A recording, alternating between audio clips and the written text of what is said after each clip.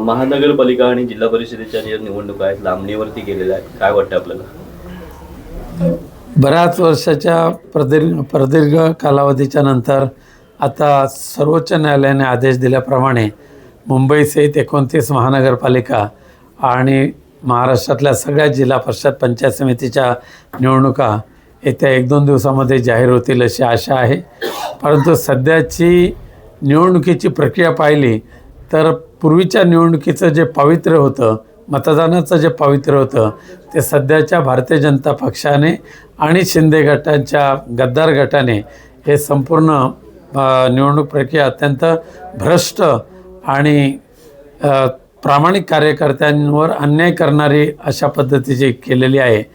पैशाचा बेसुमार वापर करायचा, सत्तेचा दुरुपयोग करायचा आणि सर्वसामान्य कार्यकर्त्यांना निवडणुकीपासून दूर करून धनदांडग्यांना ह्या निवडणुकीमध्ये उतरायचं आणि पैशाचा व्यापार सुरू करून निवडणुका जिंकायच्या, अशा पद्धतीने सध्या घाणेरडी एक पद्धत ह्या निवडणुकीमध्ये मागच्या वर्षभरापासून आलेली आहे.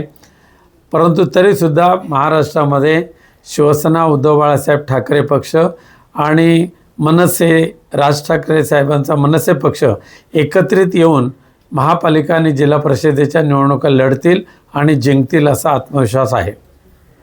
सत्तेत आल्यानंतर सरकारचे ज्याप्रमाणे कॅश बॉम्ब जे व्हिडिओ व्हायरल होत आहेत त्या संदर्भात काय सांगाल?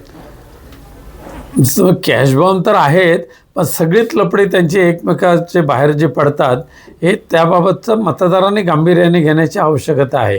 खास करून शिंदेंच्या गटातल्या अनेक मंत्र्यांचे आणि आमदारांचे जे घोटाळे बाहेर आलेले आहेत, किंबहुना हे घोटाळे भारतीय जनता पक्षाचेच लोक बाहेर काढतात असा त्यांचा आरोप आहे आणि ते सुद्धा खरं आहे.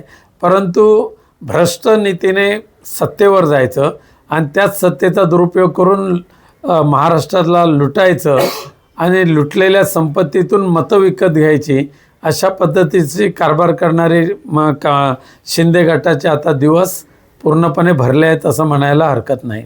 सरकार स्थापन झाल्यानंतर ज्या पद्धतीने अधिवेशन होत आहे त्या अधिवेशनात सातत्याने उभारण्याची मागणी आहे की विरोधी पक्ष नेतेपद ठरवावं, अजूनही पूर्ण होत नाहीये. ते महाराष्ट्राच्या विधानसभेमध्ये शिवसेना पक्षाच्या वतीने या विभागाचे आमदार भास्कर जाधव यांना विरोधी पक्ष नेतेपद द्या अशा पद्धतीची मागणी माननीय पक्षप्रमुख उद्धवजी ठाकरे साहेबांच्या सहीने केलेली आहे.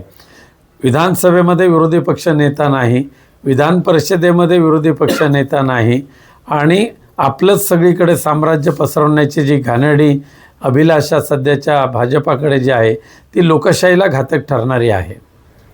ज्या पद्धतीने आपण बघतोय काल 24 ठिकाणी ईडीचे छापे पडलेले आहेत. सामंतांचे निकटवर्तीय जे चिपळूणमधले उद्योजक आहेत त्यांची सुद्धा ईडीची धाड पडलेली आहे, काय सांगतात? ईडी ही संस्था सुद्धा आता संशयास्पद काम करते. कोणाची तरी सुपारी घ्यायची आणि कोणाच्यावर तरी रेट टाकायची आणि मग पुढे त्याचं काय होतं ते कळतच नाही आहे. त्यामुळे ईडीच्या अनेक अधिकाऱ्यांवर सुद्धा भ्रष्टाचाराचे खूप मोठे आरोप झालेले आहेत. त्यामुळे ईडीचा वापर ज्या उद्देशासाठी व्हायला पाहिजे तो होत नाही आहे. परंतु ठीक आहे, कालपर्यंत ज्यांच्यावर छापे पडलेले आहेत त्यांना कठोरात कठोर शिक्षा ज्या दिवशी होईल त्या दिवशी खऱ्या अर्थाने ईडीच्या छाप्याचं सार्थक झाल्यासारखं होईल. कालच महायुतीने डिक्लेअर केलेलं आहे की आगामी निवडणुका आहेत त्या महायुती म्हणूनच निवडणार. आपली महाविकास आघाडी म्हणून पुढे सामोरं जाणार का निवडणुकीला? शिवसेना आणि मनसे म्हणजे उद्धवसाहेब आणि राज ठाकरे हे मात्र एकत्रित चालणार. महाविकास आघाडीने ह्या चांगल्या कामामध्ये एकत्रित यावं अशी आमची प्रामाणिक इच्छा आहे. अर्थात त्यांचं मत काय सांगू शकत नाही. 1967 साली कोयना भूकंप झालेला आहे, त्यावेळेच्या आठवणी अजूनही ताज्या आहेत. तिथल्या लोकांना अजूनही न्याय मिळालेला नाही आहे. आज 58 वर्ष पूर्ण होत आहेत. हा तर सध्या भारतीय जनता पक्षाच्या भ्रष्ट कारभाराचा नमुना आहे. फक्त आश्वासनं द्यायची, तोंडाला पानं फुसायची, हे काम हे सध्याचे राज्यकर्ते करतात. आत्तासुद्धा अतिवृष्टीमध्ये भात उत्पादक शेतकऱ्यांचे खास करून कोकणातले जे नुकसान झालेले आहे, आजही त्यांना सिंगल पैसा मिळालेला नाही आहे. कोकणातल्या शेतकऱ्यांवरती अन्याय म्हणावा लागेल का? 100%. कारण कोकणाकडे पाहण्याचा दृष्टिकोनच भारतीय जनता पक्षाचा अत्यंत घाणेरडा राहिला आहे. पण आजपर्यंत कोकणचं एक प्रतिष्ठित जो आंबा मानला जातो त्या आंब्याला जे मानांकन मिळालेलं आहे त्या कोकणच्या आंब्याला बाजूला सोडून ते वलसाडचा आंबा इथे मार्केटिंग त्याचं करायचा प्रयत्न करतात.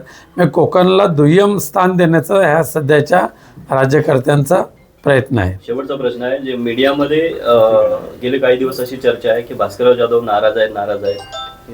निवडणुकीच्या निकालानंतर आपली भूमिका स्पष्ट करणार आहे, काय सांगेल? त्यांच्याशी स्पष्ट बोललं तर बरं होईल. त्यामध्ये नाराज आहेत असं मला वाटत नाही. ते नाराज नाही आहेत, पण काय आलं मनात तो बोलून टाकतात.